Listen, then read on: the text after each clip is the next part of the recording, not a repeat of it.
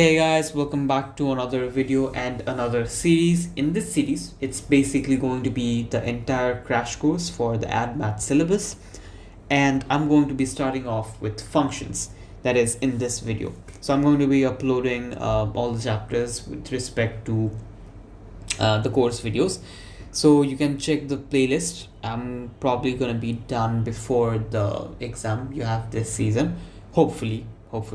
So yeah, I'm going to start off with functions in this one. So let's understand what functions are in general. So if you have an expression, call it an equation. Now let's say that equation is x plus 2. Now you know this to be a linear equation, that is x has a power of 1, and you know this to be a straight line, right? So this equation can be called a function. And what is this a function of? X, where the input variable is x. So whatever value you put into this equation, it will be, let's say 2 plus 2. So your input value is 2. It can be 3 plus 2. So your input value is 3. It can be 5 plus 2. Your input value is 5. So you get the general idea of how functions work. An expression where there is a variable inside which acts as the input. So you can have any sort of different expression, let's say a quadratic equation that has any sort of power. I mean, in this case, it's going to have a power of 2. In case of polynomial equations, it can have, let's say, power of 3, power of 4, and so on and so forth. So this is a quadratic equation. And what is the input over here? The input is going to be in these places where x is present. So your x acts as your input variable, and this entire expression acts as your output variable. What does that mean? So let's say you plug in the value of 3 over here, and your final answer is going to be 5, right? So 5 is your output and your input was 3, right? So your y value is 5 and your x value is 3. Fair enough. Now in case of g of x, which is a quadratic equation, your input value if is 2, your output value is going to be 13. So your y value turns out to be 13 when your x value is 2. So when you're inputting a value, it produces an output, be it quadratic, be it linear, any sort of equation it can be, right? So there are multiple sorts of function. In all cases, there is a variable in the function which acts as the input, right? Fair enough. Now we often write the functions as f of x, or it can be any other letter, let's say e of x, g of x, where I'm telling you that the function is with respect to this variable. What is the variable? X. So my function is going to contain the x variable. So whatever value you input into this equation, it is going to take the place of x. So if I write g of 2, where is the 2 going to go? In place of x, right? So that is what your g of x, f of x really mean. So they can tell you find f of 2. So you're going to plug in 2 replacing the x. That is it. The other way to express this is this way. So f colon a, or let's say f colon x. So you're telling the question that f is a function of a, right, where the variable is going to be a. So you can also change it up and say g of a, right, and it's going to be this equation, right? So you're telling that the equation comprises of this variable, which is a. So these are very basic stuff which you probably already know. Now important thing that you really need to know is mapping of different types of function. Now there are mainly 3 types of function. First is one-to-one, second is many-to-one, and the third is one-to-many. So for one-to-one function, what you would notice is for one input of x, you would get one output of y. So it can be a straight line. It can also be a half curve. That is, let's say I have this curve, right? So even though it's not a linear equation in the sense that it's not a straight line, it is still going to be a one-to-one function. Why, you ask? Notice, for every value of input, let's say my input over here is -1. So my x value is -1. So when x is equals to -1, what is my output? My output turns out to be -1 as well, right? So let's say I take another example. So my input over here is +1 for this curve. And what is the output going to be? It's going to be, let's say, around 0.5, right? So every input of x is giving me one output of y only. So similarly, in case of, let's say, the curve, in case of the straight line, that is a linear one, what we see is it's a straight line, and when I have any sort of input, let's say a -1, my output turns out to be +1, right? So for any input, the point is, for any input, for any value of x, there should be only one value of y, or one value of output, right? So if I plug in -1 over here, +2, it's going to give me +1. So any value of x that you plug in should give you only one value of y. Great. Now, the other case is when you have a many-to-one function. What does that mean? You have multiple values of input or multiple values of x giving you the same value of y. So let's say I have this quadratic equation, that is, it's going to be a curve. Now in this case, notice for two inputs, I'm getting one output. Let's take this value to be 2. So there are two x values that gives me a output of 2. So this can be, let's say, around -1.5. Let's call this, and let's call this one +0.5. So when x is equals to -1.5 and x is equals to 0.5, in both cases, notice, in both cases, I'm getting a y value of 2. So there are two values of x that yields me the y value of 2. So this is called a many-to-one function, where there are many inputs to yield me the same one output. So multiple values of x give me that same value of y. Similarly, if I take another example, for this y value, let's say for this y value, there is one over here and one over here. So notice there are two values of x again. There are two values of x, one over here, one over here, that gives me the same y value, right? So there are multiple inputs, in this case two inputs, to give me the same y output, right? So this is called a many-to-one function, many inputs giving me the same one output, right? Fair enough, fairly simple. And the other very interesting and uncommon type of curve or function is going to be your one-to-many function. What happens in this case is, for every one value of input, you have two outputs. Notice, if this is my input, this is yielding me two outputs. So one can be, let's say, +1, and the other can be, let's say, -1, right? Fair enough. So if you plug in 1 over here, root of 1, this gives you an output of +1 and -1, right? So again, over here, when you have one input, it is supposed to give you two outputs, right? So this is basically all the three types of function: many-to-one, one-to-one, and one-to-many. This is again going to be useful when you're going to be studying about inverse function. Anyways, we can now shift to the other topic, that is going to be domain and range. A lot of questions come from domain and range in general. That is, they'll ask you to find, if they give you the domain, they'll ask you to find the range, and they can give you the domain and range of one function, and they can ask you to find the domain and range of an inverse function.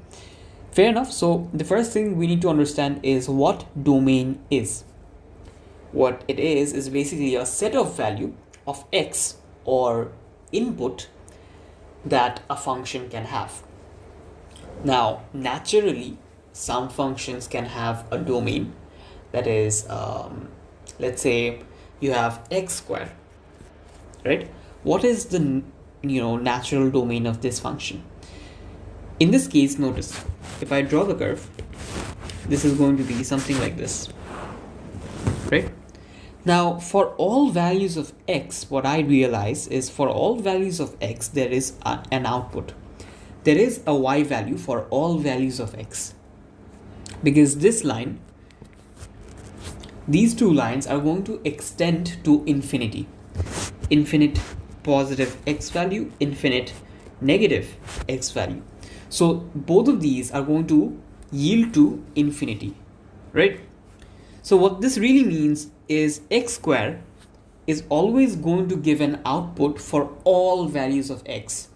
As long as x is a real number, is a real input, this function will always give you an output, right?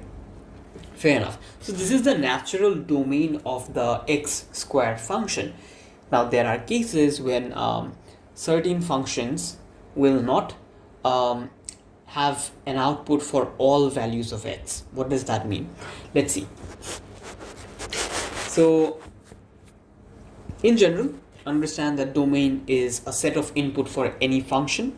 A function can naturally have a limiting domain, that is, it can have a certain domain for, let's say, x has to be greater than 0, or x has to be greater than a certain number.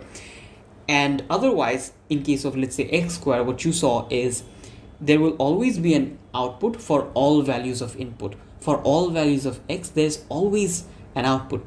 Now, this domain can be given by the question as well. So let's say for x squared, they can tell you that f of x is x squared, but the domain of this function is between -6 and 2. So it yields from this part to this part. So you will have to erase this part, because this function is only for -6 to +2, right? For -6 to +2, right? So in the question, they can give you a domain. Naturally, certain functions can also have a domain. So let's look at a few examples to better understand what's going to happen. Now, let's say you have f of x, right? Now, what do you know about having a root of any value? In case of having a root of any value, you know you can't have a root of any negative value, right? If you plug that in your calculator, let's say root of -1, -1000, -100, whatever you plug in, it's going to show you math error.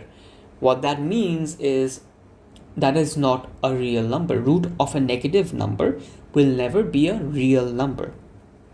When you go to A levels, you're going to learn about complex numbers, right? So there you'll understand why or what happens when you have a root of a negative value. But in general, what you need to understand for now is you can never have a root of negative value. Now this is going to limit the domain of this function. What does that mean? That means that x always has to be equal to 0 or greater than 0, right? So the root of x is going to extend from, is going to be from, let's say,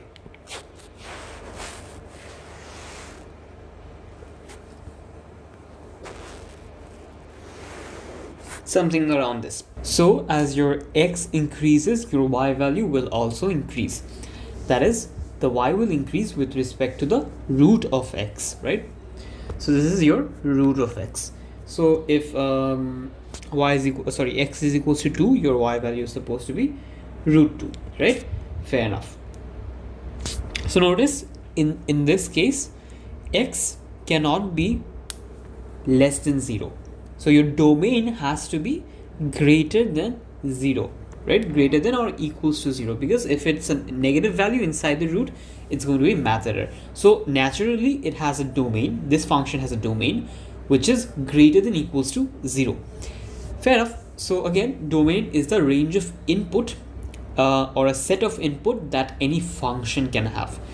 Now if I look at another equation, it's going to be 4 by x plus 3. Okay, so in case of 4 by x plus 3, notice for one value of x, this function cannot produce an output. What is that value of x? It's going to be x is equals to minus 3. Why? Notice if I have 4 on the numerator and I have x plus 3, if I plug in the value of 3, I'm going to have 4 by 0. I have 4 by 0.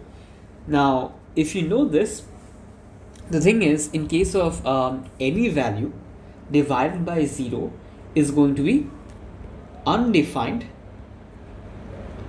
or infinity, right? So when x is equals to minus 3 in this case, it's going to be undefined. So there is no output when x takes the value or the input is minus 3. Hence, the domain of this is saying that except for x is equals to minus 3, this function is going to produce an output for any other value, but it can't be minus 3, right? Okay, now the other function, another example is g of x, that is 4 by x plus 1. Now notice in this case, your x value cannot be minus 1, x cannot be minus 1, and it can also not be a negative value. What that really means is this entire value can never be negative. That is, x plus 1 can never be negative. Why, you ask? Because if I give you the previous example, inside the root you cannot have a negative value. So you know x plus 1 always has to be greater than what? Greater than 0. So x has to be greater than minus 1. Isn't that the domain I've written over here? Yes, I have. So what this is telling you is x always has to be greater than minus 1. The first thing is, if it is anything less than minus 1, if it is if it is anything less than minus 1, for example minus 1.5, if you plug it in over here, minus 1.5 plus 1 is negative 0.5. So root over negative 0.5 is going to be math error. Now you can ask me, why can it not be minus 1? Why is it not greater than equals to minus 1? What happens in that case? Notice, if I plug in minus 1 plus 1, isn't the denominator going to be 0? Because root of minus 1 plus 1 is 0, right? So root of minus 1 plus 1 is root of 0, hence 0. So I get 4 by 0. Isn't that undefined? Yes, it is. Hence, this is your domain. It cannot be equals to minus 1. So that is another good example. And another thing, you always have to be careful about what you write, greater than equals to or greater than a number. So greater than means it cannot take that value, but anything greater than that. So let's say you have minus 0.999. Isn't this greater than minus 1? It is. It is more positive, right? So x can be minus 0.999. Now in case of greater than 0, it can take the value 0, and it can also take any value greater than 0. So fair enough, be careful of whether you write greater than 0 or greater than any value or greater than equals to another value, right? So you have to be careful of choosing between these two. Anyways, I'll also show you other examples to be sure. The last example I'll talk about is e of x. That is another function where the function is telling you x plus 2 whole to the power of 2. That is, it is a quadratic function, and it's going to be something around this. So it's going to be something like this. This is supposed to be 2 minus 2. So this is your x plus 2 whole square. And what is the domain going to be in this case? Now think about it. Is there any value of x looking at this graph, is there any value of x for which it would not give you an output? Technically, no. Naturally, it's not supposed to have any sort of domain, because for any value of x, it is going to give you a y value.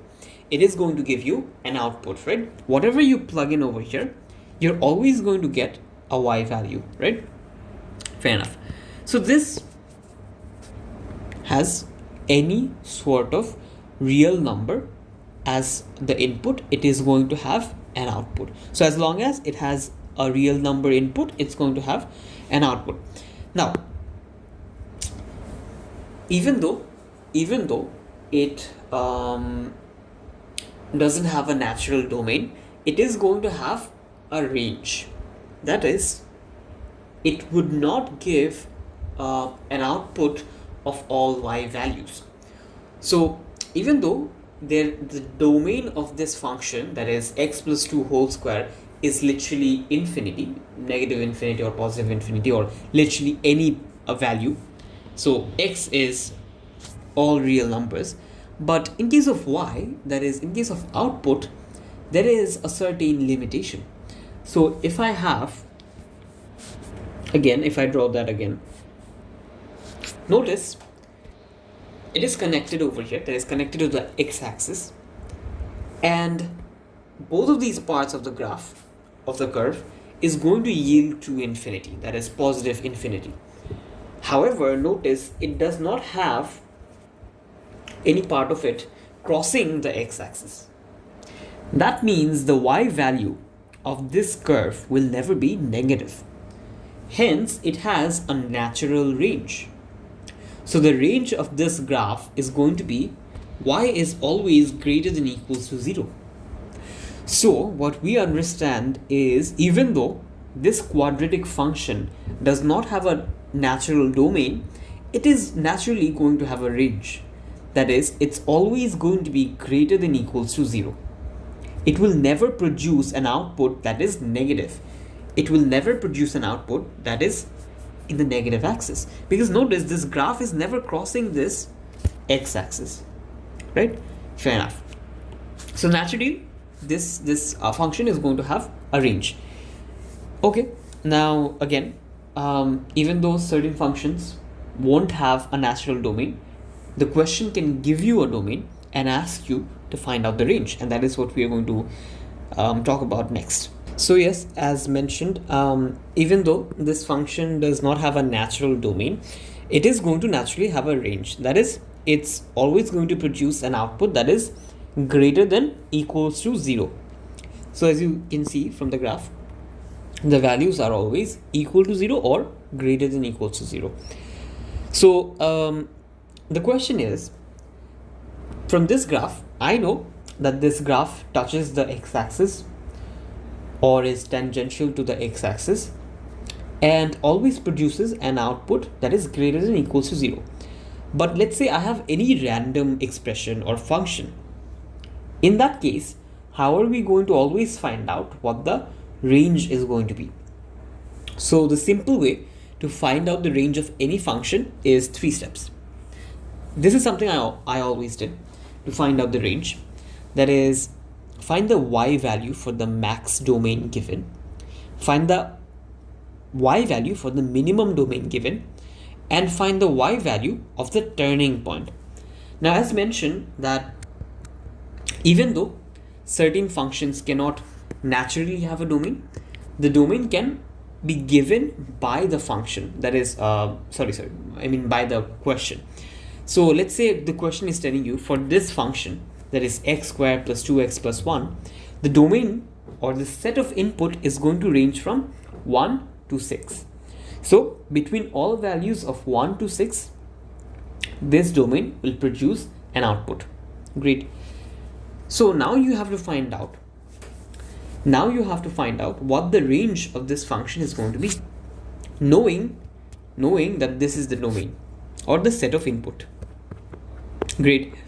Now, to do that, I'm going to do something simple. Let's take another example to show you how I would find the set of output. So that is the range. So One way to do it is going to be by finding the turning point, or what else do you call it? I mean by completing square. So let's say I have this function x squared plus 4x plus 6. How do you complete square? I'm hoping you know how to do completing square. If not, fair enough. So if you have this function, what you're going to do is make sure in front of x there is no value except for 1. So if there is any other constant such as 2, 4, 6, 3, 5, whatever, you're going to take that common. And let's say you have 3x squared plus 6x plus 2. In that case, you're going to take 3 common out of the equation and you have x squared plus 2x plus 2. Now you're going to apply the completing square formula, that is x. From x squared you're going to take x, and 2x you're supposed to take the half of this constant, that is going to be half of 2 is 1. So x plus 1 whole square minus 1 square plus 2. Now coming back to our equation, that is f of x is a function of x squared plus 4x plus 6. In this case, they have already given you a domain, that is the input values will vary from -1 to 6, right? That is the domain, and they're asking you, granted this is the domain, what is the range going to be? Fair enough. What do? You find the turning point, you do completing square. Now there are two cases of quadratic curves. One is granted ax squared plus bx plus c. Over here, if a is greater than 0, you're going to have a happy face curve, right? If a is greater than 0, you're going to have a minimum point, right? This is going to be the shape of the curve. Fair enough. Now notice in this case, if you find the turning point, let's say this is going to have a coordinate of 2, 1. You can say the natural range of this curve, this f of x function, whatever this quadratic equation is, this equation will always have a y value. Y will always be greater than or equals to 1. This is going to be the range of this function. Granted, they have not given you any domain, right? Now, the great thing is you can do the same thing with another scenario, that is a is less than 0. What does that mean?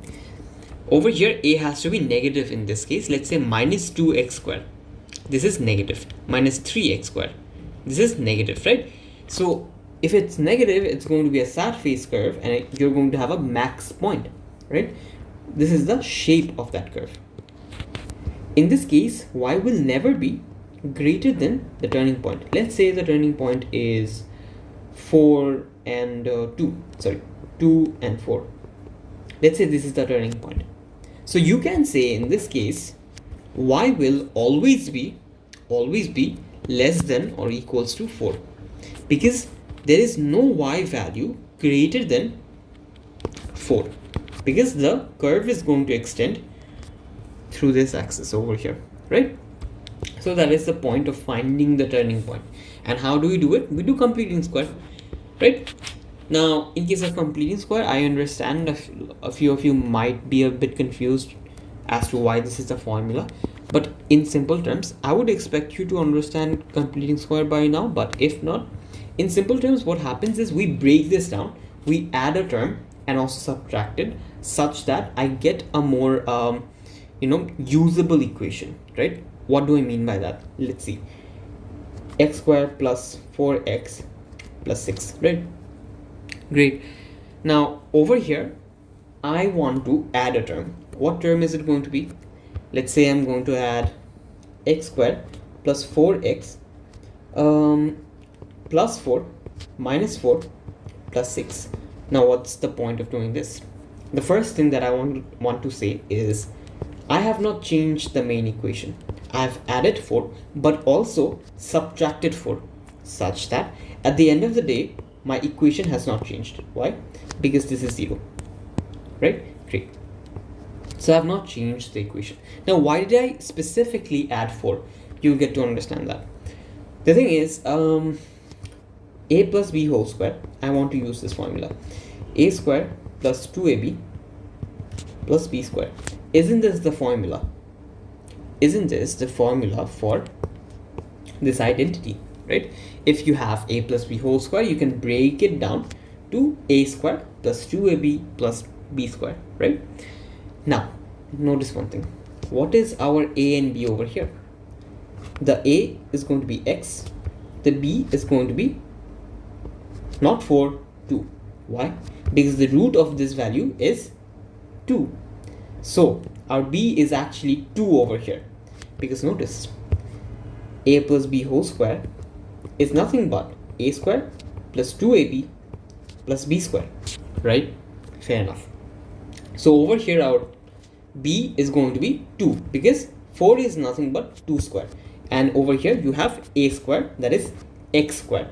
Now 4x is simply going to be a that is 2 times ab, right? Now notice our a is basically x and our b is 2. So 2 times a times b is nothing but 4x. So I've already received the exact identity of a plus b whole square. So I can now say that I can factorize this into x plus b, 2 whole square minus 4 plus 6 is going to be nothing but 2. So x plus 2 whole square plus 2. Now this is the logical way of completing square, that is step-by-step way to get to this equation. That is, I've just sort of added a term, also subtracted it to get such an equation that I can apply the identity to, and that is how I received this formula. I mean, not formula, sorry, this expression. Now what's the benefit of getting this expression? The benefit is you can now equate x is equals to minus 2, x is equals to minus 2 to get the minimum value of y. Notice this, if you simplify this using a plus b whole square formula, you will get the exact same equation as this. I've basically explained why the completing square works. This is the logic behind how completing square formula is derived, right? So this is the shortcut of doing it. That is, we take x, granted there is no factor, there's no constant in front of the x square. We take x, then half of b, 2 whole to the power 2 minus this value squared, and all of this added to whatever you have as the constant, right? This is the simple formula based way to carry out completing square, and this is the logic behind how completing square works. So we basically add a term and also subtract it, right? That is the logic behind it. Now what's the use case? Let me show it over here. So in this formula, in this expression where you have it factorized, the benefit is notice, to find out the minimum value of y, I have to basically have this part of the expression as 0. Why? Notice, if I have x as any value, let's say a very negative value, let's say minus 5, right? Minus 5 plus 2 is minus 3. Now notice, I also have this square portion. Hence, at the end of the day, I'll have positive 9, right? So I'm not finding the minimum y value. What I am finding is the y coordinate when x is equals to minus 5. But I don't want that. I want the minimum y value. When is the y value going to be minimum? It's going to be minimum when this portion is equals to 0. Why? Because if this has any other value rather than 0, my y value is greater than the minimum possible value. The minimum possible value over here is 2, because it can't be less than 2. Why? Because this portion will always be something positive. It can never be negative. Why? Because if you square any value, it's positive. So this value, the lowest value of this expression, can be 0. So to get 0, I need to say that x plus 2 has to be 0. And when is that possible? When x is equals to -2, right? Fair enough. So I plug in x is equals to -2 over here, and what I get is the minimum value is 2. Now, when you're used to this, you can directly say my minimum value is 2. And what is the x coordinate of that turning point? It's going to be -2. Very simple, right? So I know the turning point, -2, -2, and +2 as the y coordinate. So this is +2, sorry, +2. So that is my turning point, right? Now, in case of, let's say you had a sad face curve over here, what you would find after carrying out completing square, whatever value you get, that is going to be your max value. What is it going to be? That's going to be your max value, right? So if I give you an example, so let's say the example is -x² plus 4x plus 5. Now notice in this case it's going to be a sad face curve because there's a negative in front of x squared. So you know there's going to be a maximum value. So how do you find that? Now in these cases what we had is a minimum curve, so we just carried this out and we found the minimum value to be 2, +2. Now in this case what you're going to do is if you have a negative in front of the x square, you're going to carry out the same completing square, but the issue over here is going to be that you have -1, not 1 in front of x square. And I told you over here that whatever you have in front of the x square except for +1, you have to take it common, right? Now in this case, since it's not +1 in front of the x square, I'm going to take minus out of the equation, right? So I'm going to take minus common from x square and also 4x, right? So I have 4x plus 5. Simple. Now keep the minus as it is, and I'm going to carry out completing square. So x square is going to become x, and half of this 4 is going to be -2 whole square. Now again, whatever value you have over here, you're going to subtract the square of it, hence this, and then add the 5. Fair enough. Now next, you're going to subtract the minus over here and also over there, because I'm removing these brackets. Great. So minus x minus 2 whole square, now plus 4 plus 5. At the end of the day, what you have is minus x minus 2 whole square plus 9, right? Now, how do you find the max value? Even over here, your x minus 2 has to be exactly 0. Why, you ask? Notice, if x is equals to exactly 2, what you get is 2 minus 2 whole square, which is going to be 0. And minus 0 plus 9 is going to be 9. Great. Now, why can't x be any other astronomically big value? What's the issue in that case? Notice, I want to find the max y value, that is this, right? Now, since in this case my max y value is going to be 9, actually, spoiler alert, is going to be 9. So I'm going to say this is sort of my curve and this is my max point. Now, I want to find this max point, right? That is going to be a turning point. In this case, if I plug in, let's say, a large positive value, 100 minus 2 whole square plus 9, what happens in that case? You're going to have 98 whole square plus 9.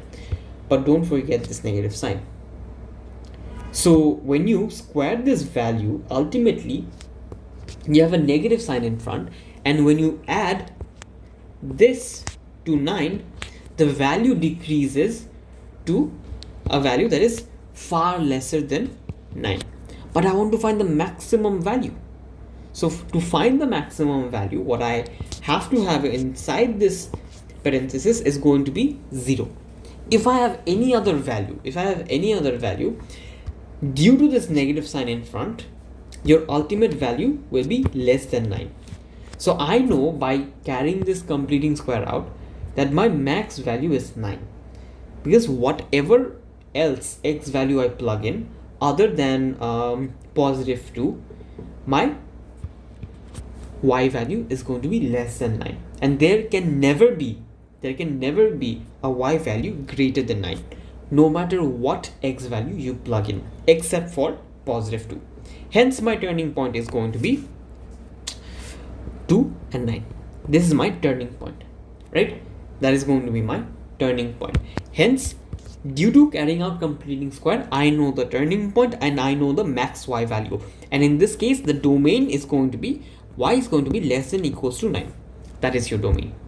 Now coming back to our question, those are extra things, I mean not extra, you will need that, but coming back to the main question, that is they're asking you for a given domain what the range is going to be.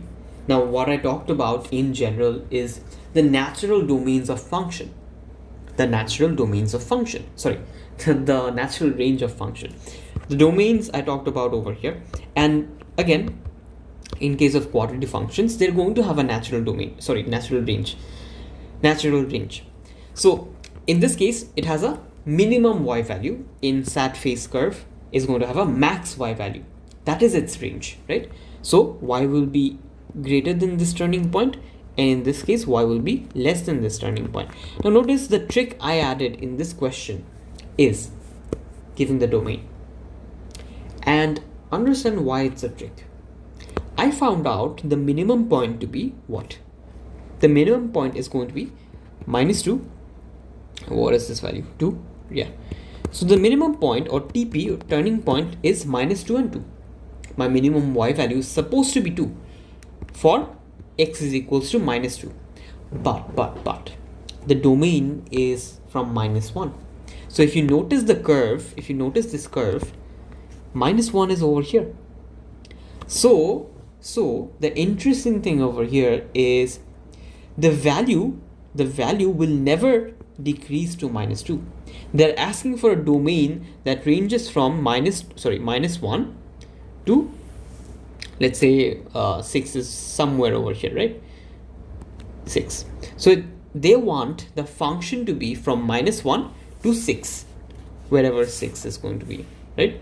Up above here, let's say. So they want the function to be from minus 1 to 6. Now notice my function given this domain, given from minus 1 to 6, is never going to be 2, is never going to reach the y value 2. In this case, for this given domain, my lowest possible y value is going to be 3, because plug in the value minus 1 in this equation, which is going to be minus 1 plus 2 whole square plus 2, and this is going to be 3.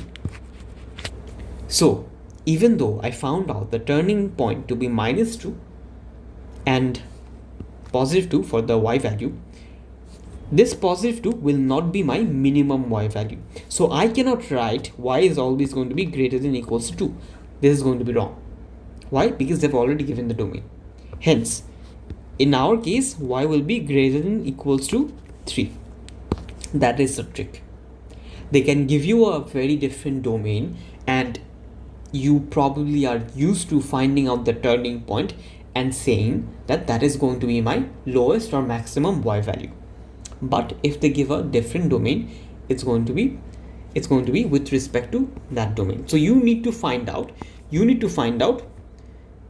the maximum y value for the maximum domain. You need to find out the y value for the minimum domain and find the turning point. Now notice in which case is my y value minimum. I found the turning point to be what? I found my turning point to have a y value of 2. Now when I equate my maximum domain, that is where did it go? This. When I equate 6 over here, notice my output is 66. So when I equate 6 into the equation, my output is 66. And when I equate the minimum domain, that is minus 1, my output is 3. So what is my minimum value of y going to be in this case? It is going to be 3. Why so? Because notice, my domain is given up till minus 1. My domain does not reach the turning point. My domain does not reach the turning point. Hence, I won't be using the y value of the turning point. Why? Because my domain has not reached the turning point. So if you draw the curve, every time you find the domain of any function, it is going to be much easier for you to find the minimum value of y, right? So in this case, you might have, let's say, found the turning point, and you probably would put that as your minimum value of y. But again, find the max, find the minimum for domain, and find the turning point, right? If you do all of those three, you draw a graph, you will easily understand what the range is going to be. So in this case, the range is going to be from 3 till 66, right? So notice for the maximum domain value, that is going to be 6, the max domain value. My max output is, of course, 66, because you're just plugging in 6 over here, right? So when it's going to be 6, it's going to be around over here. So when it's 6, it's going to be 66. Fair enough. Now when you have -1, that is your lowest domain, it's going to be 3. Now what if, now in this case, the range is from 3 to 66. Now what if the domain was from, let's say, -3 to 6? Granted, you have done all of these steps, and you found out that when it is -3, when the value for x is -3, you will plug in -3 over here, and the value you get, you will notice, is actually greater than 2. So if I do it, it's going to be -12 plus 6. So the value turns out to be, I guess, +3.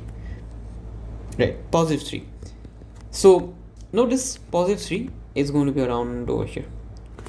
So even though my value is -3, my output turns out to be +3. Now you can say, is the range in this case going to be from 3 till 66, because I didn't change the upper domain? No, in this case, my range is not going to extend from 3 till 66. Why? Because notice, there is already a lowest value included in the domain. What? There is already a lowest value included in the domain, that is -2. You've already gone past the turning point. So your ultimate curve, if I highlight it, is going to be extending from -3 till 66, wherever that is. So this turning point is included in your domain. So since in this case your turning point is included in your domain, your range is going to be from your range, you're going to write it as 2. What is this? Your range is going to be from 2 till 66, right? In that case, granted your turning point x value is given in the domain, or is included in the domain given by the question, in that case you're going to consider the turning point. In cases where the turning point is not included, you will not consider the turning point y value, right? So that is the basic idea. That find the turning point, find the y value for max domain, find the y value for minimum domain. If you see that the turning point is included in the domain, you will plug that in as your max y value or minimum y value, according to if it is a max curve or minimum curve. You get the idea. So that's why finding a turning point will be very, very important. Fair enough. So that is the basic idea. Now again, other very important things is the use of notation, that is greater than, equals to, or just greater than sign. Let's say let's take an example. If the domain was from -4 till 6, and the sign used by the domain is greater than equals to -4 and less than equals to 6. In this case, what will you write your range as? Notice -2 is included in the domain, since it's extending from -4 to 6. So -2 is over here, so it is easily included in the domain. Hence, the turning point will be your minimum y value, which is going to be 2, and you're going to use greater than equals to, because the y value 2 is included in the domain, right? It's included in the domain, hence greater than equals to. And 66, since 6 is included in the domain, it is not less than equals to, it is less than, it is not just less than 6. Since it is not just less than 6, in that case you're going to have less than equals to 66. In the case you had less than 6, you would have less than 66, because the domain does not include 6. It includes, let's say, 5.999, but not 6. So you cannot write less than equals to 66. In that case you would have to write less than 66. Fair enough. So the notation is going to be very important. Now, taking another example, let's say the domain was from -2, remember your turning point, till 6, but both of these are not included in the domain. It is less than sign, not less than equals to. So what happens in that case? Your domain will be from +2, remember your turning point was +2, but not inclusive. It is not included in your range, and less than 66, not less than equals to. Why? Notice, in this case neither -2 nor 6 is included in the domain. Hence when you write your range, it is not going to have a less than equals to sign, right? Fair enough. Now, taking another example, let's say it was x is between -4 and 6. Both are just less than signs. It's not less than equals to. Now what happens in this case? So they're telling you it extends from, let's say, -4 till what value? 6. But -4 is not included in the domain. So let's say -3.999 is included in the domain, but not -4. So what does that mean? That means -2 is also included in the domain, because they're telling you x is less than -4. So -4 is not included, but -2 must be included in the domain. So when you're writing your final answer, it's going to be greater than equals to 2. In this case, you're not going to write greater than 2. That's going to be a mistake, because 2 is already included in your domain. That is, -2 is already included in your domain. Hence, the y value 2 is also included in your range, right? Great. So when you're writing 66, in this case, it's going to be less than sign. Why? Because they've given you less than 6. So the max value is going to be less than. Fair enough. That is where they might trick you in the paper as well. That's one thing to remember. Again, another point, let's take another example. Let's take this function 4 by root of x plus 1, where the domain given is x has to be greater than -1. Why? Because again, otherwise it's going to be math error, right? So okay, so notice, how do you, by the way, draw the curve? I've basically plugged it in Desmos to see the curve, but anyways, it's fairly simple.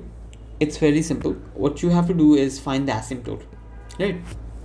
I don't think they'll ask you to draw these curves, but even if they do ask you, you can plug in random values and understand the shape of the curve, right? So you take a bunch of random values, let's say 5, 10, 11, 20, 30, 40, and you'll understand how the shape of the curve is going to be.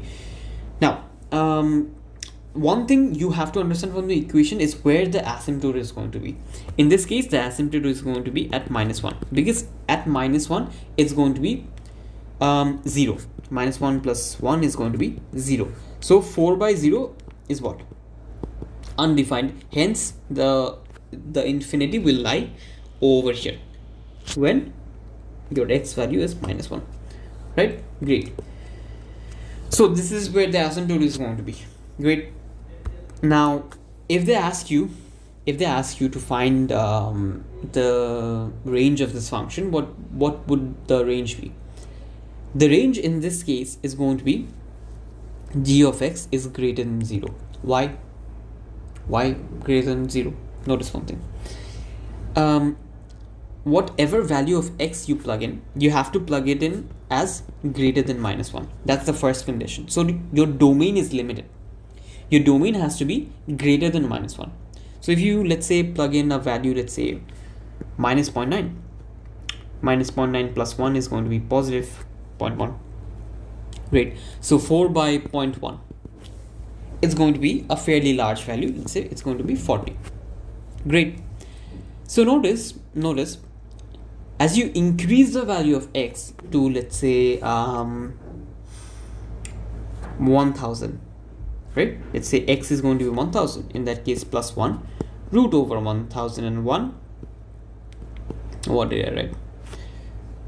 Root over 1001, and numerator is 4.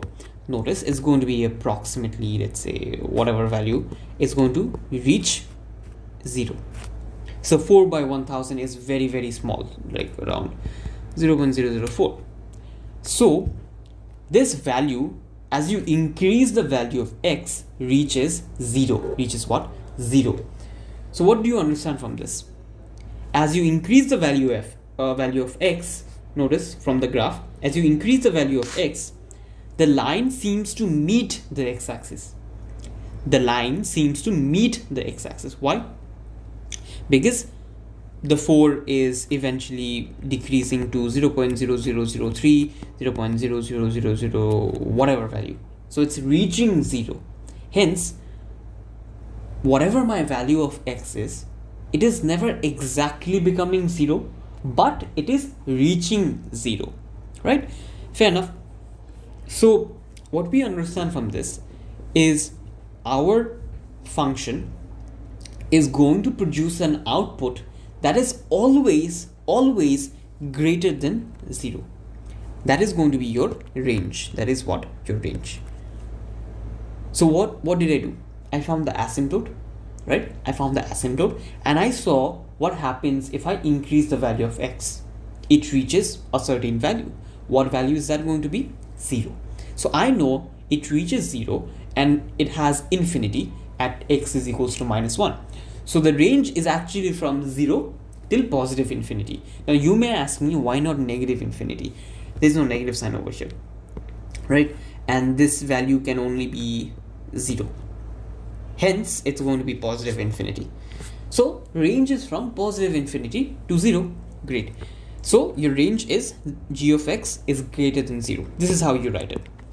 Another example, 4 by root over x plus 1 plus 3. Same logic. The domain is of course going to be greater than -1. Fair enough. Now notice, if I increase the value of x, this value, this expression reaches 0. Reaches 0. However, you already have 3 over here. So even though if I take x to infinity, I will always have a y value of 3, because this is not being affected. Whatever you do, this 3 is never going to be affected. So my y value will always be greater than 3, right?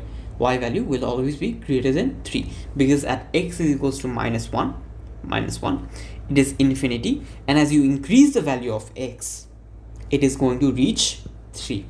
Because notice, there's nothing called infinity, but if you give, let's say 1 0 0 0 0 0 0, it's still going to produce 4 by this value, and ultimately you will have a small amount of increase from 3, right? So it's going to be around, let's say 3.00000001, for example. I'm taking a random example, but my point is it's never exactly going to be 3. So I can't write greater than equals to 3. I have to write greater than 3, because it won't ever reach 3, but as x increases, it will approach 3, right? And that is what we explain or show by this sign, right? Fair enough. So that is another example. It's a fairly good example, and I have a few. Let me show them. It's important to understand the graph, because if you see the graph, you have a better idea of how the functions are going to act, what the range is going to be, what the domain is going to be. And according to my experience, it's been a long time I've given O levels, but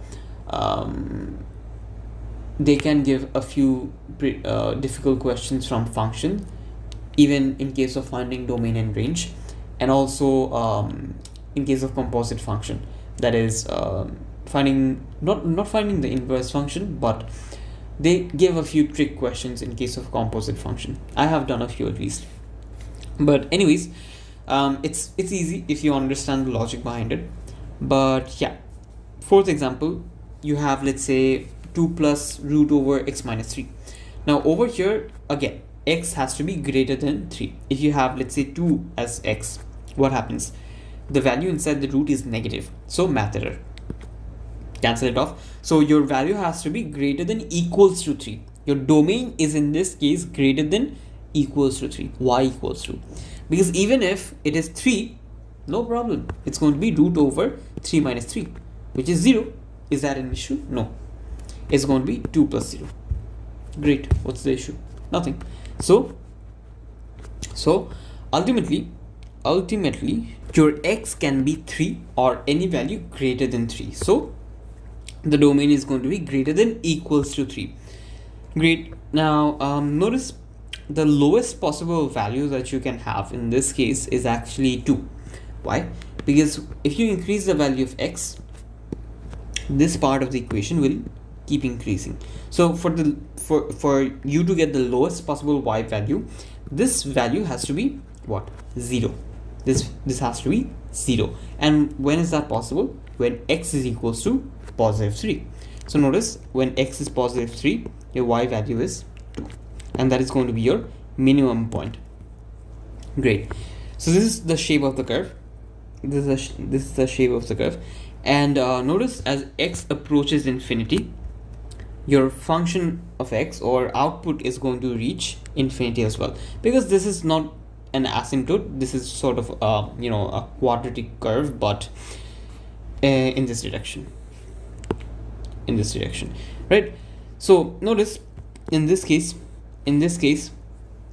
it is going to reach any y value for a certain x value. It is not asymptotic. It can reach infinity. It can reach positive infinity. So as you increase the value x, even if you observe the equation, whatever value of x you plug in, it is going to produce a certain y value. So if you plug it in 10,000, it's going to increase your y value. So whatever you plug in till infinity, it is going to produce f of x till infinity. So your output reaches infinity. Hence you can say your y is going to be greater than equals to 2. Y equals to, again in this case, because 3 can be an input, 3 is included in the domain, hence 2 will be included in your range, right? So greater than equals to. Next example, 4 by x plus 1. Notice, in this case x can't be minus 1, because in that case it is going to reach positive and negative infinity. Okay, so notice, in this case what happens is, what do you have over here? You want to find the range, right? Yeah, finding range. So how do you find out the range in this case? They've given you the domain. The domain is telling you x can't be minus 1. Why can it not be minus 1? If you plug in minus 1 over here, you're going to have 4 by 0. Now this 4 by 0 is going to be what? Undefined. Now what does that mean? It means infinity. Now you'll ask me that in this case, why is there two curves? The simple logic is, when you plug in a value that is a negative value, let's say it's minus 10, let's say minus 10 plus 1 is going to be minus 9. So 4 by minus 9 is going to be a negative value, hence there is a negative portion of the curve.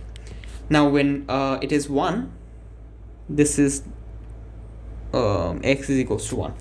So notice, when x is 1, there is no output from the equation because it is undefined. But again, when you increase the value of x to, let's say, positive 5, 5 plus 1 is going to be 6, so 4 by 6. So the output is going to be 4 by 6, this value 4 by 6. So there is a positive curve, and there's a negative curve, right? But there is no output. Notice this is asymptotic on the positive axis and the negative axis as well. Why? Because it is undefined in that case. Now again, in the previous case you saw it to be on the positive axis only. So the case with this is, notice over here this value can never be negative. Why? Because whatever value you're plugging in is always what's the domain, is always greater than -1, right? It's always greater than -1. Hence at the end of the day this output is always positive. In this case the difference lies in the nature of the function itself. This can be negative and also positive depending on your input. The only restriction is x is equals to -1. That's the only restriction. Hence you will have two curves. I'm just explaining you the graph so that you have a easier time. If they ask you to draw the curve, you'll better understand how or why the graphs are shaped as it is, right? And you can remember it easily as well. Now let's say you have another curve, 4 by x plus 1 whole square. What happens in this case? Notice whatever value of x you plug in this case, it's always going to have a positive output, right? It's going to have what? A positive output. Now even in this case the domain is x cannot equal to -1. Now x can be any value other than -1, because if it is -1 it is going to be 4 by 0, and that is again undefined. So at x is equals to 1, notice it is asymptotic, right?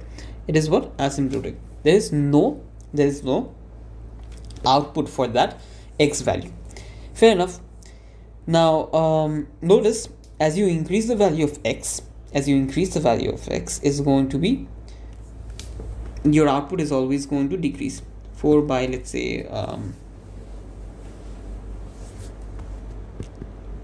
100 plus 1 whole square, right? Your value is going to keep decreasing. Your output is going to keep decreasing. So this approaches what? Infinity, right? Oh, sorry, your value approaches 0. Infinity is at x, or x is equals to -1. So this value approaches 0 as you increase the value of x. Now if you plug in negative values of x, doesn't really matter because it's going to get squared as well. So even at negative values of x, it's going to reach 0. It's going to reach what? 0. Why? Because it's getting squared. So your denominator is always positive. So 4 by any large positive value, it's going to approach 0. So as you increase, as you increase the input, it's approaching 0. And at x is equals to -1, it's infinity or an asymptote. So your y output has to be always greater than 0. So that is going to be the range in this case. In this case, the range was f of x can't be 0 but any other value. Why? Again, notice in this case it can produce both a positive output and negative output. So this is going to increase to positive infinity and this is going to increase to negative infinity, right? Due to the asymptote, due to it being undefined, right? Now notice in this case it is never reaching a y value 0. Why, you ask? Because whatever you plug in as x, it is going to approach 0. It will approach 0, but it will not ever reach 0. Why? Any astronomical large x value that you plug in is going to be, let's say 0.00001.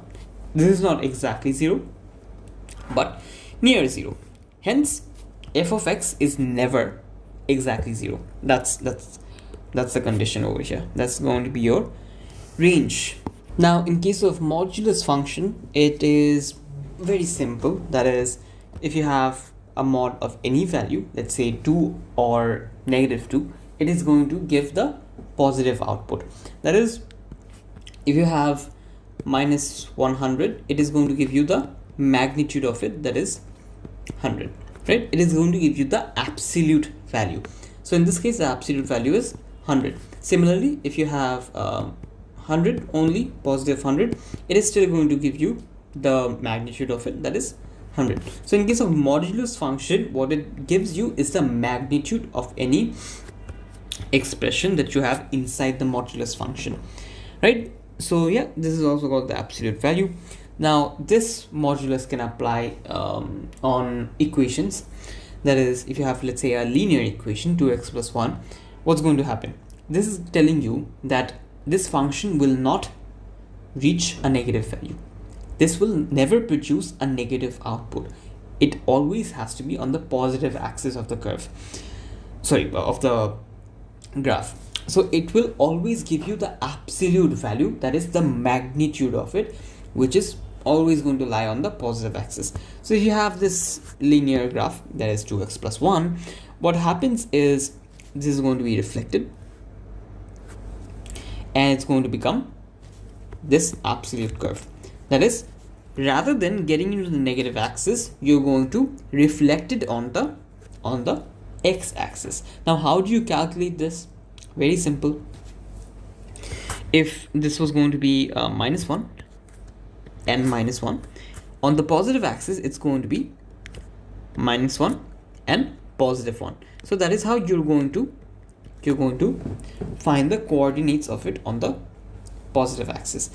You simply plot whatever coordinate. You can draw the normal curve, that is the straight line, and then jot the points that it is going to go through and just change the y coordinate of it to the positive value, nothing else. It's very, very simple, right?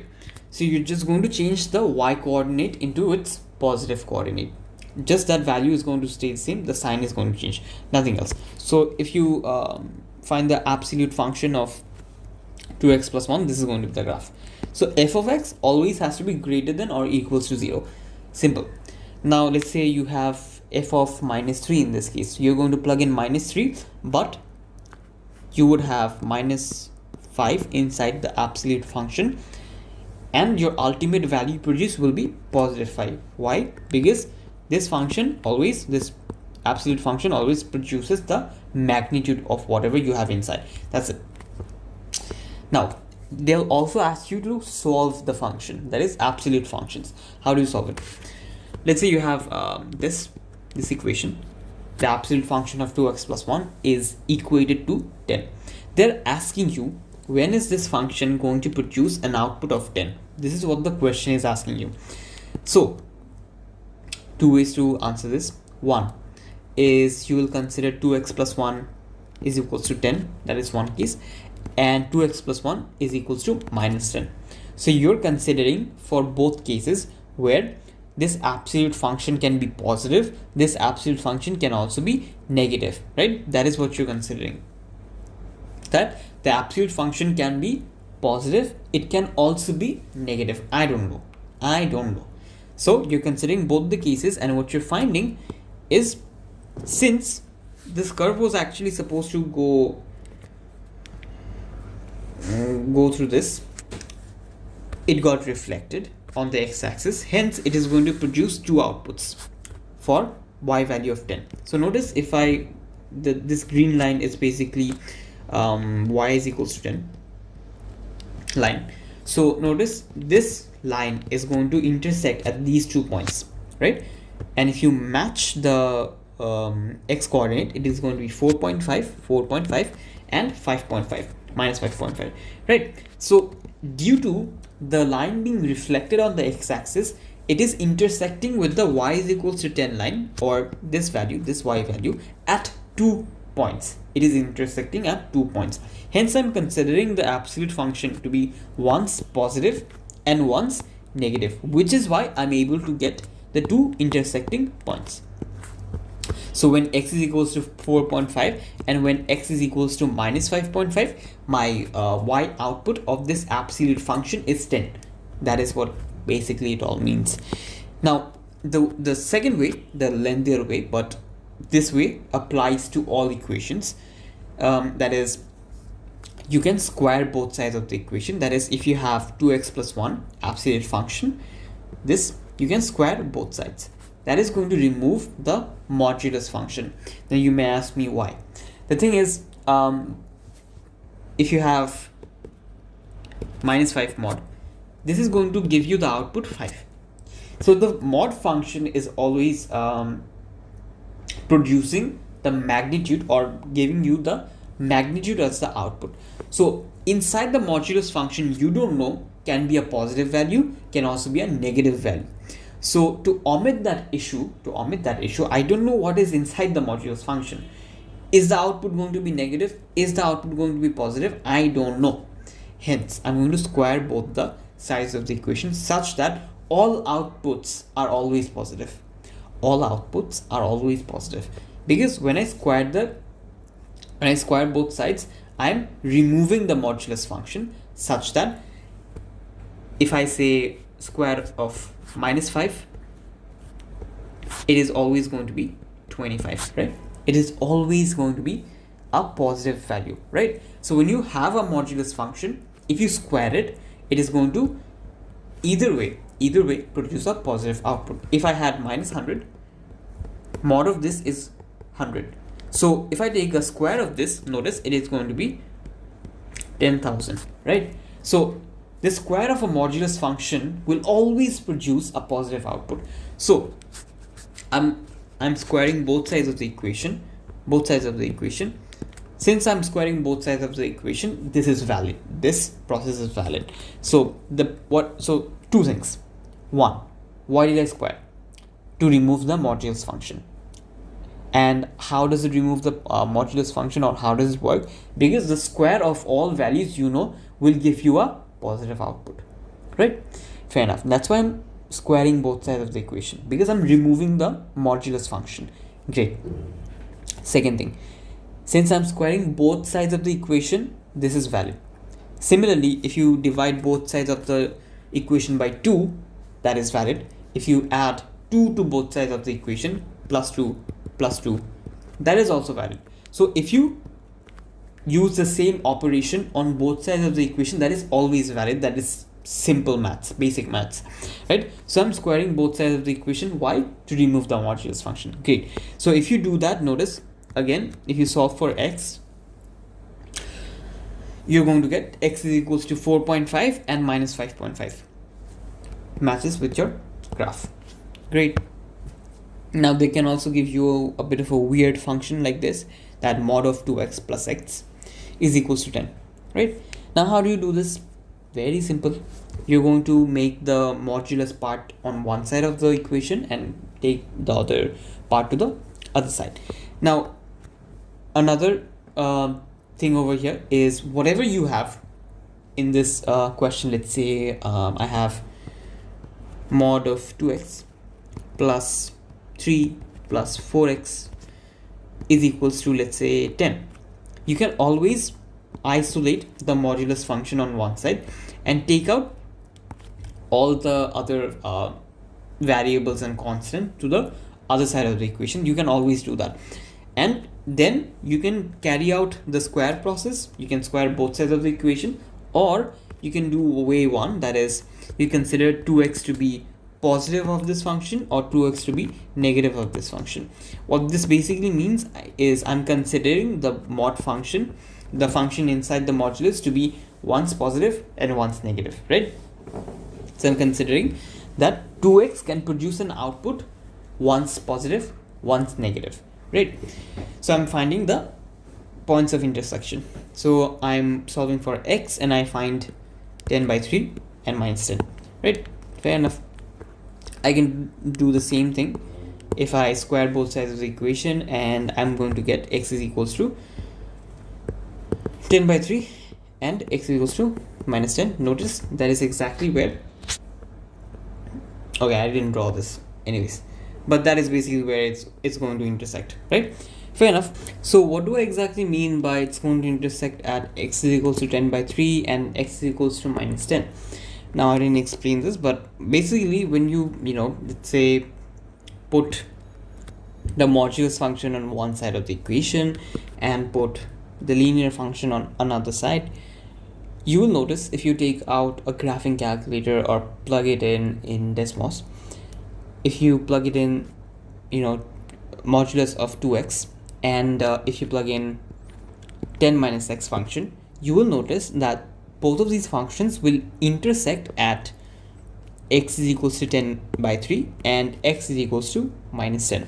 So you are basically finding the points of intersection of both of these functions. Or the other thing you can do is plug in this and plug in y is equals to 10. So if you do that, even in that case, you're going to find the points of intersection which will correspond to x is equals to 10 by 3 and x equals to minus 10. So if you play with the Desmos, plug in random functions, you'll understand how functions behave, changing different constants. You can change how the functions are going to be placed on the x or y axis. So it's going to give you a better idea of how functions react to different constants. Let's say if I plug in, I've probably explained it before, but if I plug in minus 2 inside the modulus function, where will it move? On the left hand side or on the right hand side? If I add plus 2 inside the modulus function, will it go to the left hand side or right hand side? How would the function change? So you can practice with the Desmos to see if your idea of functions are accurate. Anyways, how to draw graphs for some other modulus functions. This is where I talk about it. Anyways, so y is equals to modulus of x minus 1. Notice I have a mod x function, that is basically y is equals to x function but reflected on the x axis. So what was supposed to happen is, this is your y is equals to x function, right? Oh no, this is your y is equals to x function, but this part will be reflected and it's going to be this. Fair enough, this part is cancelled. Now it's not just modulus of x, it is also minus 1. What does minus 1 mean? This means that this entire function will shift down by a unit of 1. Hence it's going to shift down to minus 1. Why? Because when x is going to be 0, your y output is going to be minus 1. Hence your graph will shift down by 1 unit. Anyways, taking another example, if you have y is equals to mod of x minus 1, what's going to happen is, this is what I was talking about.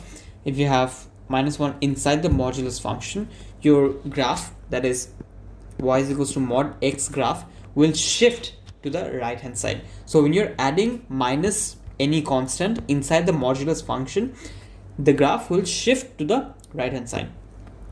If you added plus 1, it would shift to the left hand side. Taking another example, now let's say you have a modulus of x plus 2. What you would usually do is you would draw y is equals to x plus 2, right? You would get this function basically. Yep, this. So what you're going to do is you're going to reflect this part on the x-axis, and a simple way to do it is, the mod of x function in general, and you're going to shift this function to the left hand side by a unit of 2. So when you're adding plus 2 inside the mod function, you're shifting to the left hand side, and when you're subtracting inside the mod function, you're shifting to the right hand side. Great. If you understand that, fair enough. Now what happens if you have a minus in front of the mod function? The entire thing will now do a 180 degree on you. So basically what happens is, whatever you have on the positive axis, that is the entire mod function, so mod of x, this is now going to be reflected on the x-axis again. So initially what happened was, you had y is equals to x, this got reflected due to the mod function.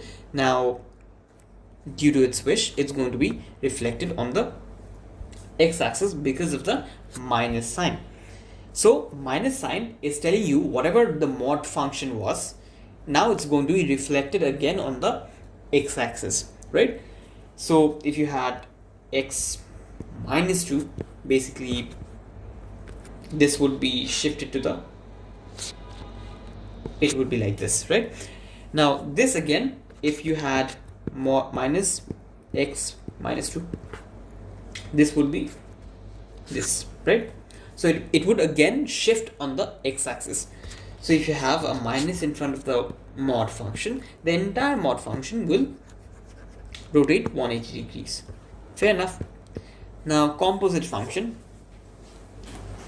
Okay, so in case of composite functions, if you have multiple functions, let's say one is x plus 2, another is x squared, let's say, you have to, according to the question, you have to plug in whatever function is inside of another function, right? Whatever function they give, g of x, let's say, they're plugging it in to another function. So whatever expression you have that is of g of x, it is going to take the place of x in your f function. What does that mean? Let's understand with an example. That is, let's say your f of x is x squared plus 1 and your g of x is going to be x plus 2. So if f is a function of g of x, that is a composite function, in that case this function g of x will take the place of x in your f function. So x squared plus 1, where is the x in over here? This is your x, right? So your g of x will take that place. So your g of x will be x plus 2 whole square plus 1. So this is your composite function, right? This is your composite function. Basically, you're plugging one equation, one function into another, right? That becomes a composite function. Now, in case of g of f of x, notice you're going to plug in the function of x into the function of g. So it's going to be x squared plus 1 plus 2.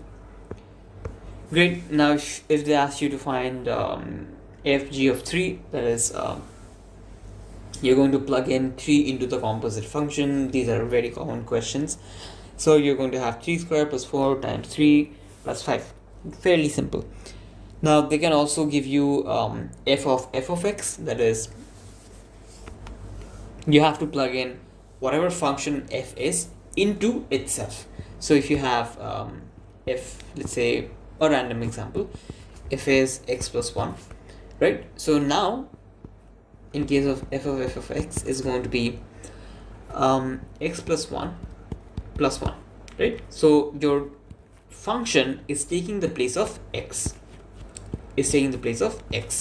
right? So you're plugging in the same function into x. At the end of the day, what you have is x plus 2, right? Great. Now another thing in case of composite function is the range of whatever function is inside. So let's say function of x, what was function of x? X squared plus 1. I'm giving you a random example. Let's say the range of this function is given to be between 2 and 40, let's say. So this is the range of your f of x. Now the interesting thing over here is this range will be the domain of gx, because you're plugging in this case it was initially g of x, but due to the composite function, f of x is replacing the x variable. So your f of x function is taking the place of the x variable, that is of the g function, right? So whatever output the f of x produces, that is its range since the output will vary from 2 till 40, that is going to be the input of g of f of x. Why? Listen. Your g of x is x plus 2, right? Now this is being replaced by x square plus 1. So whatever output x square plus 1 gives, that is, let's say from 2 till 40, this is going to be the input of x, right? Due to the composite function. Let's say if I have the f of x function, I plug in, let's say 2 to the function. So 2 square plus 1, this is going to be the input of x. This is going to be the input of x. So ultimately what you get is 5 plus 2, right? Ultimately what you get is 5 plus 2, which is going to be 7. Now you can do that directly over here as well. So if the input is 2 square, that is 2, it's going to be 2 square plus 3 and gives you 7. But why am I talking about the range over here? The point is to understand that whatever the range of the function inside, that is this one, whatever the range it has, that is going to be the domain of the g of x function, that is the function on the outside. So since this is going to be the domain, your range of the composite function will be with respect to this domain. So the range of g of f of x cannot go beyond this domain. So if they've already given you a domain of f of x, you can figure out the range of the composite function. This is where they'll often give you a few somewhat hard questions. They'll ask you to find the range of the composite function. So how do you do that in those cases? You have to use this logic that whatever range, whatever output the function inside, that is f of x, produces has to be my domain for the composite function, because beyond that I can't produce an output. Why? Because f of x has this limited domain. So whatever input is going to be, it's going to range from 2 to 40. So my range of the composite function will be with respect to these inputs, right? So you're going to plug in 2 over here, so 7, and then plug in 40 over here. So 40 square plus 3, whatever that value is, that is going to be your max output, right? So 40 square plus 3, this is your max, this is your min. So this becomes your range of the composite function. Granted, this is the domain of f of x, right? Great. So that was the main point of saying this. Okay, so remember, you have to understand what the domain of the function inside is to be able to figure out what the range of the composite function is going to be. Great. Now we'll move on to the last part, that is inverse function. Fairly easy. Now, okay, so if you know the output of any function, right? So if you know the output of any function and you want to find the input, what do you do? Now, usually if you have the graph, you can find the output, that is the y value, and then go and track on the graph to see what is the x value on the x-axis producing that y value. So let's say you have a graph as such as this, and you see the output is 2, and you track and see what is the input to produce that output. So you see that when x is equals to 2, my output is 2. Great.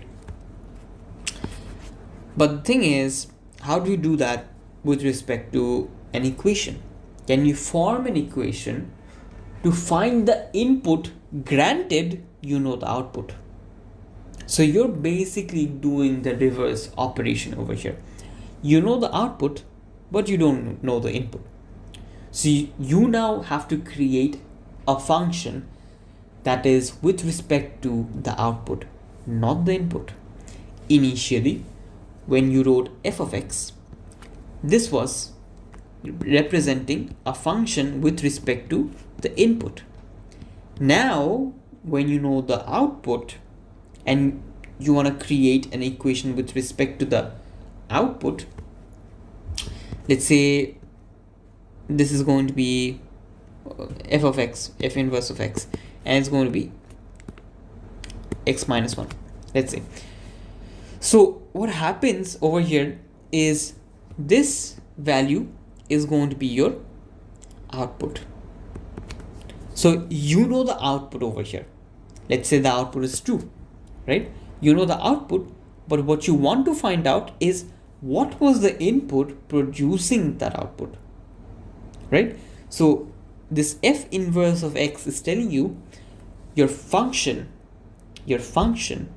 is a function of output. This x variable represents what the output is.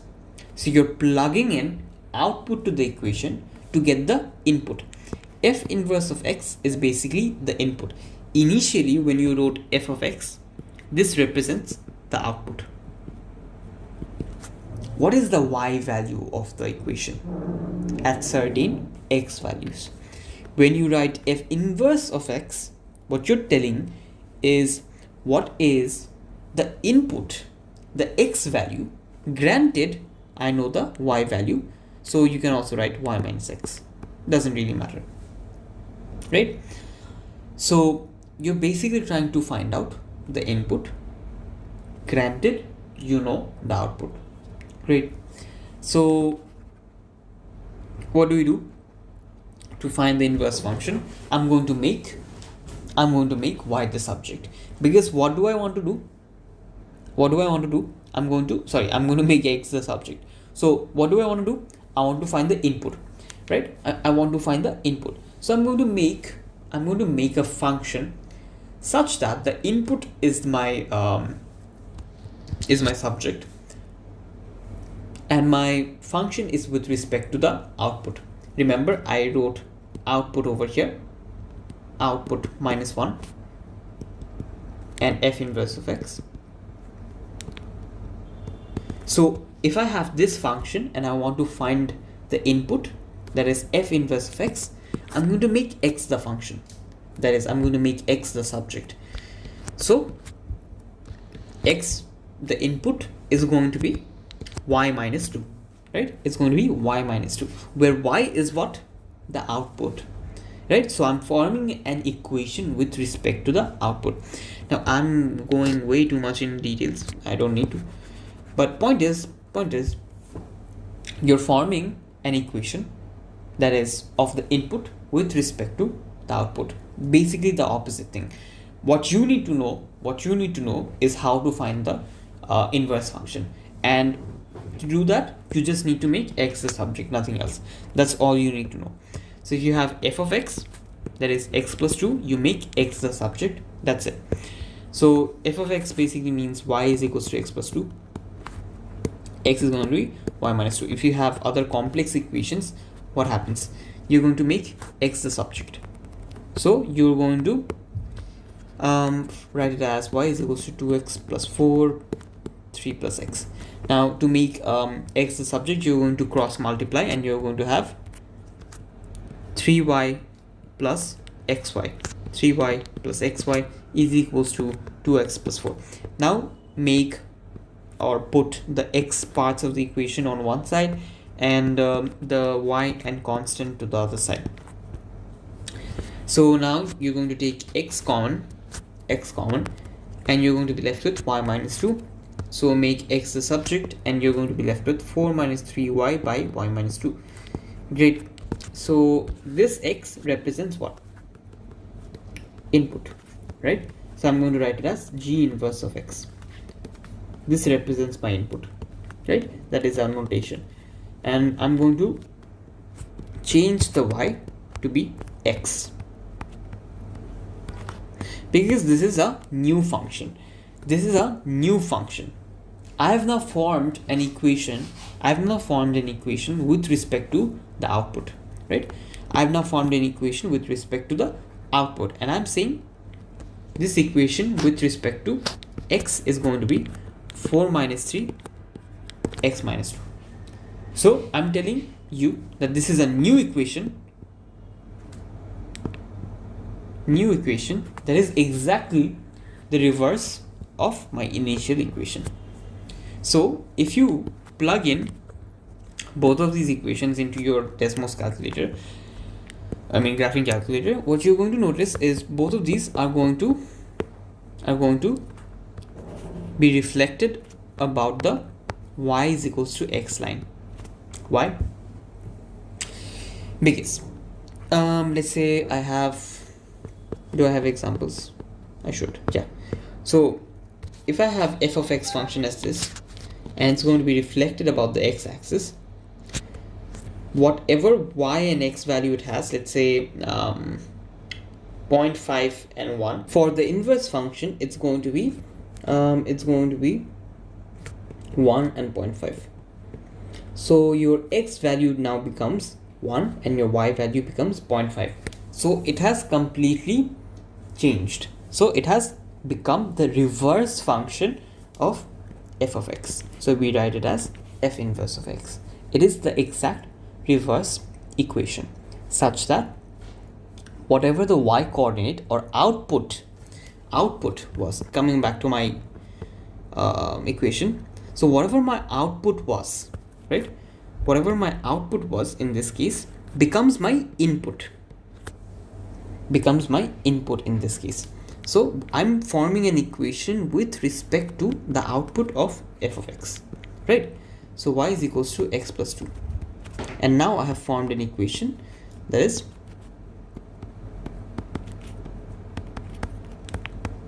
y minus 2, right? So this is what it means to have an inverse function. It is the exact opposite operation such that your equation is now with respect to the output of your initial equation. So now if you know the output of the equation, that is of f of x, you can easily find out what the input was producing it. So if I go back to the graph, let's say my output at x is equals to 0.5 is 1, right? My output is 1 for f of x, but I don't know that the x coordinate is 0.5. So for the inverse function, I'm going to plug in 1 as my input, and I'm going to see that the y output turns out to be 0.5. So since the output of my inverse function is 0.5, this must have been the value that was the input of my f of x function that gave me the 1 as the output. Now this may seem a bit complicated to understand if you try to understand what it means to have a function in terms of output, but if you don't want to comprehend that, that's fine as well. What you need to know is both the functions are the exact opposite. There is one is in terms of input, that is in terms of the output of the initial function. That's all you need to know, and you just need to understand how to form these equations. That is, so whenever you have a function, you just make x the subject, and that is going to be your inverse function equation. Now getting to the important parts that you need for the paper is basically the use of domain and range in case of inverse function. So if you have the domain of your f of x, let's say, which is x plus 2, if you know the domain of this to be from x is between 2 and 10, and you know the range to be, let's say,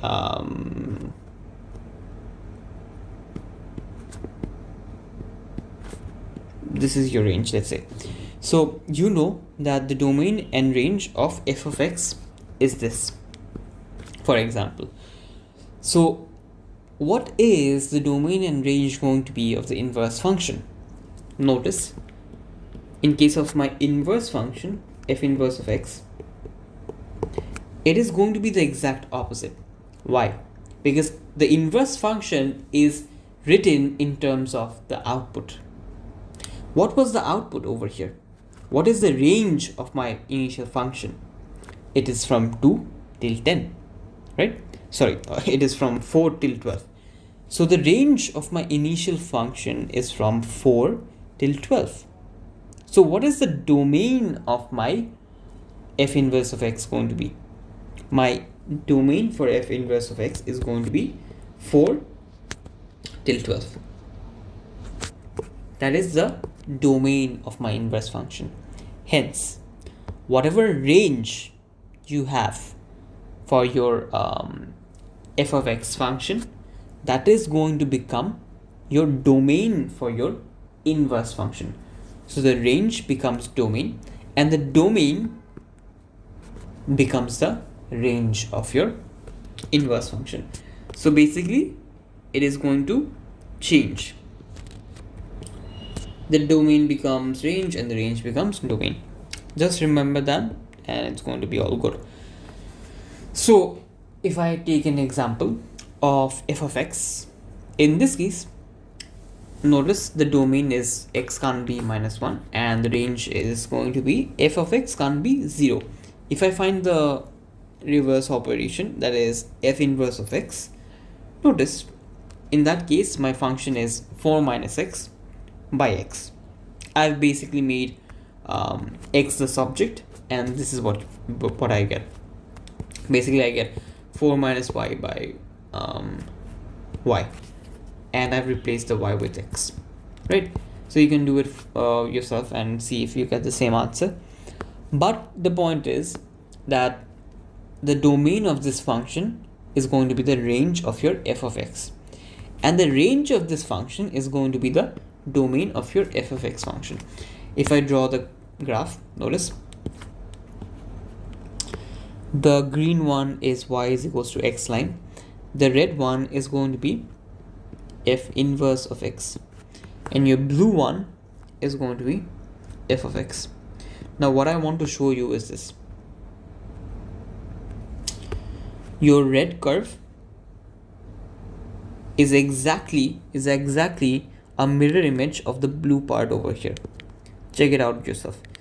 The red part from this line till over here is the exact mirror image of the blue part over here. Similarly, the blue part over here is the exact mirror image of the red part over here. So they're reflected about the y is equals to x line. So they're reflected about the y is equals to x line, right? Fair enough. That is what I wanted to show you. So the same thing works out over here as well, right? So if you check it out, the line, the blue part is reflected about the x-axis and produces this red part. So yeah, you can plug in the values yourself in Desmos to see how the inverse function is in comparison to your initial mean function. Now let me give you another good example. That is, they're asking you find the inverse function and domain and range of that function. So I'm giving you the domain and range of your main function, that is f of x is going to be x squared plus 4x plus 6. This is your range. Sorry, this is your function. What am I saying? This is your function, right? And I've given you the domain. This is the domain. And I've also given you the range. You don't have to do anything. What you need to do is find the equation for the inverse function. Now, have you ever tried finding out the inverse function in these cases? You probably have, but let me show you again how to do it. You basically have to carry out completing square. So over here, without carrying out completing square, you can't really make x the subject because you can't take x common over here. If you do, it doesn't really change anything. So to be able to make x the subject, you have to carry out completing square. And if you carry out completing square, it's going to be x plus 2 whole square plus 2. We've already done this above. Anyways, if you do that, you're going to have y minus 2 on this side. Take 2 to the other side, y minus 2, and x plus 2 whole square on this side. Fair enough. Now to make x the subject, you're going to take root on either side, and what you have is x plus 2 is equals to root over y minus 2. Now x is going to be equals to plus minus y minus 2 minus 2. So now you have made the input the subject, right, with respect to x. What is this x? This x is basically the output of your initial f of x function, right? Great. So ultimately what you're getting is f inverse of x, your inverse function, that is the input. This can also be called the input of your main function, but anyways, your inverse function is going to be plus minus root over x minus 2. Now my friend, if you keep this as your answer, it's going to be wrong. Why? Because of this plus minus. You have to decide, are you plus, are you minus? Decide. So how are you going to decide this? Basically, you have to consider the range. How? Notice, I've already given you the domain and range. And what did I discuss over here?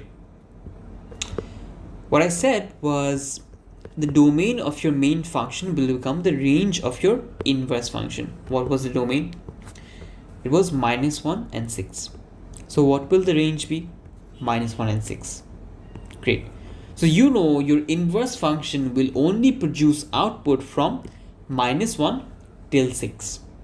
Great. So your inverse function should be such that you never get an output less than minus 1, and you don't get an output that is greater than 6. Now if you have a positive in front, what happens? What happens is, let's say I plug in values, that is 3. Since 3 is going to be my domain, let's just consider 3 plus 3 minus 2 minus 2. So it's going to be root of 1 minus 2. It's going to be minus 1. Is it included? Yes, it is. However, if I consider minus root of x minus 2 minus 2, what happens in that case is, if I plug in 3 over here, what I get is 3 minus 2 minus 2, and what I get is minus 1 minus 2. What I get is minus 3. Now does this respect my range? No, it doesn't. Hence, what I understand through trial and error is what? Okay, so what I understand through trial and error is my sign in front of the root can't be negative. It can't be what? It can't be negative.